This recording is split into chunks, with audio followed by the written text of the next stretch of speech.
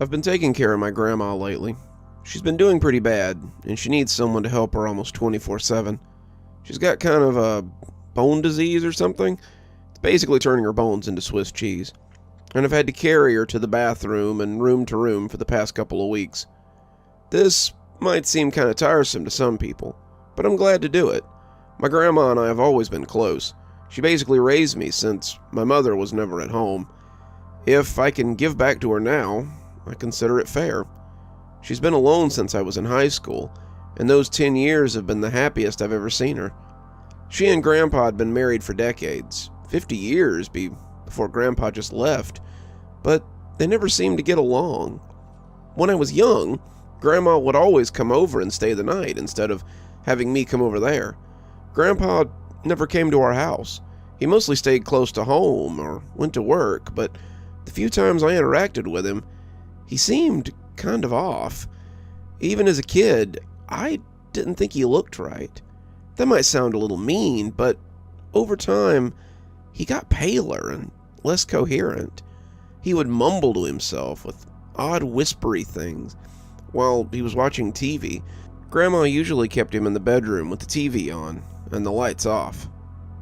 He disappeared suddenly when I was in the 9th grade, and it had been almost as much of a relief to me as for Grandma. So last week, when I slid her into bed and told her I was going grocery shopping the next day, so, she better get some sleep, she shook her head and looked away. "I doubt I will. I think this might be my last night in this bed." "Why, you in my bed? I'll swap you, but yours is a lot more comfortable than the one I'm in." "No, son," she cut me off, her voice thready and weak. "I think tonight might be the night I pass on." My eyes got a little big. "Do I need to call Miss Sam? If you think you're going to pass, then I should get the nurse out here too." "I don't want them out here. You've been good to me, boy. I just want you here with me at the end. Besides, I need to tell you something. I need to confess my sins before I take them to heaven with me." "I mean, I can call Pastor Ferris over if you need to talk to someone about matters spiritual." "No, not Bobby Harris either. I want to confess to you. It's family business, and once I confess it to you, it'll be your burden to carry after I'm gone." I hesitated, thinking that I might not want this secret as I looked at Grandma's face. I had seen that face smile more than anything else, but the look she had now reminded me of something else I'd seen when I was young. It was something I hadn't noticed until I looked back through the lens of time, but Grandma had always seemed a little nervous whenever she stayed at our house. I caught her more than once checking the doors and windows, looking through the living room curtains as if expecting to see someone there. It always made me think that she was scared of someone. It was a look that always made me think a stranger was trying to get in so they could take me away. The truth, it seemed, was darker than that, though. I took a seat on the bed, willing to listen as little as I wanted to. "I'm here, Grandma. If you need to tell me something, then I'll listen." She nodded, looking out the window in her bedroom like someone might be there. "Your granddad didn't disappear," she said, wetting her lips with her wrinkled tongue. "I killed him." That was a shock, and my face must have said as much. She smiled, without much mirth. "Didn't think your old grandma was capable of something like that, huh?" "No, it's just surprising. You guys lived together for decades. I'm not sure why you would choose 10 years ago to..." It wasn't the first time," she said, her voice as thin as a spider web. "I killed your grandpa for the first time in 1973. 10 years ago was just the last time I had to kill him." I was confused, and I said as much, but Grandma only nodded. "Your grandpa, your real grandpa, died in 1972, but he didn't stay dead." She laid it all out, something that took us nearly into the next day. but she never stopped looking out the window as she spoke. I realized now she was looking for Grandpa. "When the call came, I was pregnant with your mother. Your grandpa had avoided the draft by attending college and had managed to avoid it again with a waiver from the government. He was an engineer working on bridges and sewer systems in D.C., and I was looking forward to having him home for a few weeks. He had promised to come home before the baby was born, and he was excited to meet his daughter. We had wanted children for years, and when we talked, you could hear the tears on the verge of coming out whenever he talked about our future. The phone call that day, however, seemed to be the end of that dream. They said he'd been killed in a car accident, and that it had been very quick. He had been driving to a job site when someone had run a red light and slammed into the driver's side door. They said he died instantly, hadn't suffered a bit, and I suppose that should have been a mercy. They wanted to bury him in the Capitol, but I was adamant that he be buried here. I wanted his daughter to see him, to know her father, but I couldn't have known how much she would know of him. A week later, before his body was even home, I heard someone in the kitchen late one night." Grandma's voice got low, the husk making my skin crawl as she stared through the little window into the past. "I must have looked aside as I came out with the baseball bat, but he never saw me coming. It was a man in military fatigues, eating a sandwich and sitting at my table like he owned the place. He hadn't bothered to turn on any of the lights, and the closer I got, the more I saw. He'd left a duffel bag on the floor beside him, and there was a glass of milk sweating on the table beside his plate. His fingers slipped into the white bread, and the lettuce and tomato looked wet against the roast beef poking out. I didn't challenge him. I didn't think he even knew I was there. When I hit him in the side of the head, he went down like a sack of potatoes. I killed him in that one hit. Hit him just right, I guess, but when I went to see who it was, I felt like I might have a heart attack. It was your granddad. He was laid out on the floor, bleeding from the ears, his blood staining his fatigues. I looked up the pins he had been wearing years after the fact and realized he'd been a corporal in the army. His paperwork said he was back on leave for the birth of his child. He was on 2 weeks of leave before he went back to Vietnam. I was confused. My husband had never been in the army, and as I sat there trying to figure out what to do, I decided to just bury him in the backyard. My husband was dead, and calling up the police to let them know that this man had broken in so we could eat a sandwich would only muddy the waters. So I buried him in the backyard. No easy feat for a woman 7 months pregnant. 3 days later, I was sitting in the living room folding laundry, just trying to get back to normal, when I heard a key in the front door. I heard someone coming in, set the bag down on the end table, and then I heard the last voice I ever expected to hear again. "Sorry I'm late, dear. There was something in the office I had to set up for tomorrow before coming home." It was your grandpa, dressed in a crisp white button-up and pressed suit pants. His tie was blue and white, something I'd never seen before, and it looked expensive. I'd never seen any of his clothes, and I was the one that did all the laundry. He spread his arms wide, waiting for a hug, but I couldn't move. I'd killed him. I'd killed him 3 nights ago. I watched him die, and as I backed away from him, I saw his face twist in confusion. It was painful, a look that hurt my heart. "What's wrong? You look like you've seen a ghost." "It's me. It's Wendell, your loving man."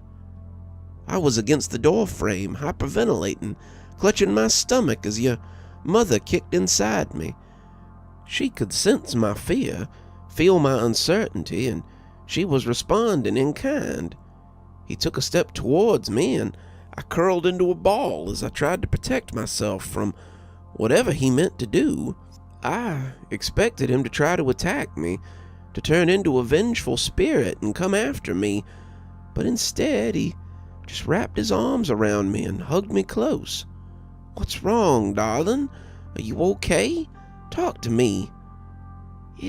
It sounded just like him, and when I wrapped my arms around him, I realized it felt just like him too. The smell of his aftershave, the rasp of his 5 o'clock shadow on my cheek, the way his hair smelled like seltzer blue. It was all things that let me know it was him. When he hugged me to him, I gasped as I felt the lump on his inner arm where a birth defect had left a bone poking slightly out. It was him. It was your granddad, and I just leaned into him and sobbed as he helped me to my feet and took me to the bedroom. I checked the back of his head later that night when he slept, but there wasn't a mark or anything to lead me to believe that he had been the one I'd clobbered a few nights ago. I lived with that version of your grandpa for 6 months. He worked as a manager at a paper company, his degree in business instead of engineering, and he made a comfortable living for us. If I needed a reminder of the old times, however, I only had to look at the graduation photo hanging in the hallway. It was me and your grandpa in his cap and gown, and me in my best dress, smiling as his mom snapped a photo. I caught him looking at the picture sometimes, trying to rationalize it, before finally moving away to do whatever he'd been heading out to do. He was there for the birth of your mother, and I settled into a life of maternal bliss after that. Your grandfather was much the same as he'd always been, trading talk of bridges for talk of stocks and paper sales, but he was still the same man he'd always been. He loved your mother and me dearly. We never wanted for anything, but after a while, I suspected that something was off about him. It started with the sleep talking. He would mumble ceaselessly from the time his eyes closed till the time they opened again. Your grandfather had always been a prolific snorer, ever since he was little, as his mother liked to say, but now he never seemed to breathe at all when he slept. He would mumble on and on about sewers and the war and stocks and paper and raising dogs and breeding horses and a million other things. Between your mother's nightly feedings and your grandfather's ceaseless muttering, I had become ragged.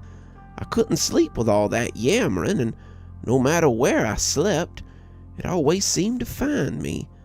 I tolerated it until one night when I heard something familiar. I came awake to the sound of someone chewing and mumbling. "Where are they? Chew, chew, chew. I can't believe I had to make my own food. It's not enough that I, chew, chew, chew, went and fought them for her, but now I have to make my own sandwich."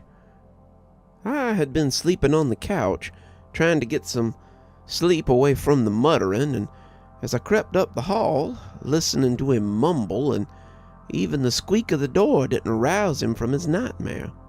She couldn't even bother to wait for me, chew, chew, chew, just because my bus was a little late. I'm a war hero, a soldier, and she can't even chew, chew. But he paused then, before gasping harshly. "Ah, my head! What the hell is that? It's Maggie! Oh God, she's killed me! She's killed me! She's bashed my head in with a bat! I'm dead on the floor, dead right by my kitchen table. My blood's going everywhere. She's killed me! She—" The pillow was over his face before I could stop myself. I was just so ragged, so mentally fried, that I knew he would tattle on me. He'd wake up and tell the police, and they'd find the body, and he'd be here alone with your mother, and who knew what would happen then? He wasn't her father, couldn't be her father, and he might hurt her or kill her, or... She looked back at me, and I could see her eyes swimming with tears. He only struggled a little, and then I had another body to bury." She was quiet for a moment, her eyes returning to the window, before continuing again. "The next one was a car salesman, but he was less like your grandfather than the one before. I read something about how if you photocopy a photocopy, the quality degrades until it's almost unrecognizable. That's how this was. The next one sounded less like your grandfather than that, was paler than him, and seemed to get lost sometimes. I lived with this one for 2 years until he suddenly wandered into traffic outside our house. I told the police that this one was a cousin of my late husband, and that was why he looked so similar.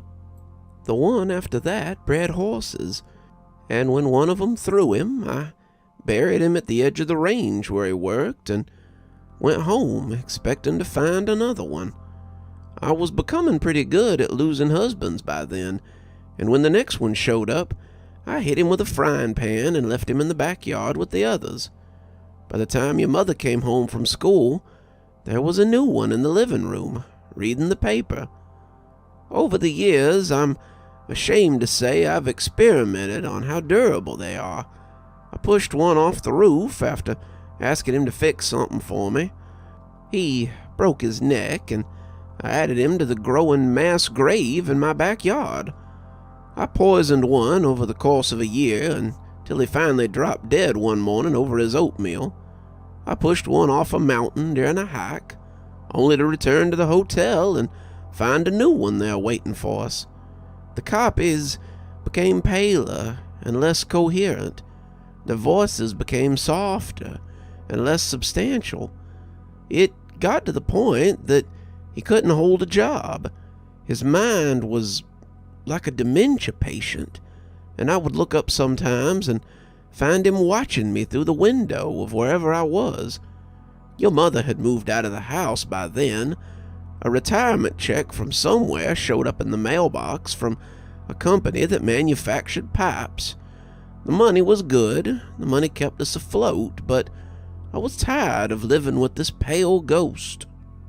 Then, about 8 years ago, he walked out of the house one morning and never came back. In many ways, it was a blessing. I had become responsible for him. I had to take care of him and lead him around like a child. Suddenly, I was responsible for just me again. I kept cashing those checks until they stopped coming about a year ago, and I kept waiting for the day when he'd come back. I almost dreaded it because it would mean that he had died, and a new pale copy would take his place again. Grandma turned away from the window, locking eyes with me as the night slid by outside. "Now it's your secret. It's your secret and your burden. The bodies in the back are still there. I checked periodically, and though they decompose, the bones remain. I don't know if this version of your grandfather will ever come back, but you will have to watch for him now. I've left everything here for you. The house, the accounts, everything. It's yours now, and I pray it brings you joy."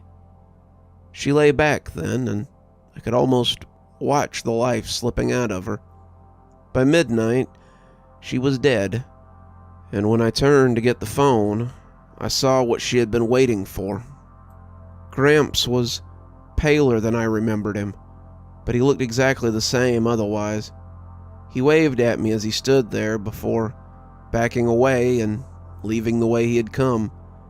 I went to the backyard and looked, but there was no one there, and no clue that anyone had been there in the first place. We buried Grandma in a plot next to Grandpa's original body. She lay peacefully there beside her husband. The caretaker tells me that someone comes to see her, though, leaving a single wildflower behind before moving on. I don't think he'll come back, but who's to say what the future might bring? In the meantime, I called the police to let them know about all the bodies in the backyard. The sheriff came and exhumed them, asking all kinds of questions that he didn't seem to believe the answers to. He had them tested, and to his surprise, all of them came back a match for my grandfather. Dental records, DNA, hair samples, it all comes back a match, and they were all left scratching their heads. They couldn't really charge my grandmother with anything. You can't put a dead person in prison after all, and they were left with a mystery for the ages. Either way, it's nice to have the bodies gone, and it was good that Grandma got to die at peace. As for Grandpa, I guess I'll just have to wait for the day when a new one shows up. Hopefully, I won't have a body of my own to bury when he does. You're still here. I thought you might be. Thanks for joining me for tonight's story. If your insatiable appetite for horror knows no bounds, might I suggest one of our playlists, or one of our previous stories in the archive? There should be one appearing at the end of the story any minute now. And of course, if you're not subscribed, why not go ahead and hit that subscribe button? Maybe hit that notification bell so you don't miss any of the spooky things that we do here. If you prefer your horror a little more analog, you can always pick up one of my books. There's a link below to my latest, and it'll take you to all the great things that I've posted on Amazon. For my book lovers in the audience, I always suggest coming on down to Patreon so you can become part of my ghostly reader tier and get a book anytime I write one, which is usually about twice a year. Speaking of my patrons, let's go ahead and thank them, shall we? Thanks to Unicorn Hollow for being our spooky ghost contributor. Thanks to Janet and Lady Vengeance for being our spooky skeleton tier contributors. Thanks to Hi Stacy, Winter, Xaronan, Emily Coltsfoot, Stephanie Carrington, Marianne Schuler, Tyler Parker, and Jennifer Damron for being our ghostly reader tier contributors. Thanks, everyone. We just couldn't do the show without you. If you think you might like to support the show in a more monetary fashion, come on down to Patreon. I have many tiers. I'm sure you'll find one that suits you best. I always recommend the Ghostly Reader tier, since you get a signed book anytime I write one on your doorstep. But I have many tiers, and again, I'm sure you'll find one to suit you. And as always, thanks for stopping by. Dr. Plague, signing off. Have a wonderful evening.